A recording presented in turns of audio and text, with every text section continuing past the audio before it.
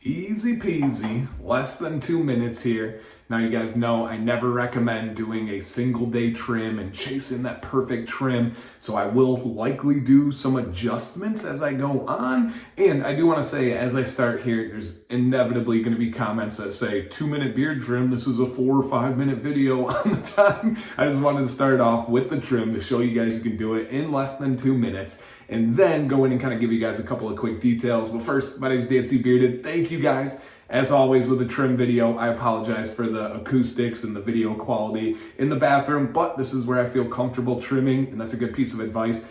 Wherever you are comfortable, trim. Whatever tools you're comfortable with, use, right? Some people prefer trimmers or clippers or scissors or shears. Whatever you feel the best with, that's what you should be using.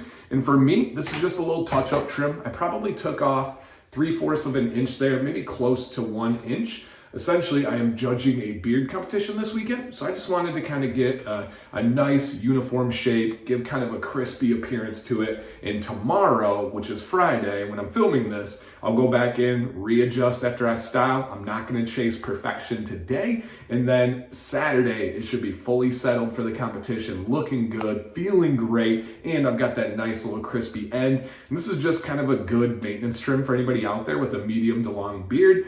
As life just kind of takes its toll, the hairs will thin on the end. Sometimes you'll get split ends and damage. Doing that nice little trim can make a big difference. Even if you don't feel like you have those things, like myself, I don't have a ton, it is nice once in a while to go in and do that. And again, don't sit here and say, oh man, I got this little piece. Let it settle.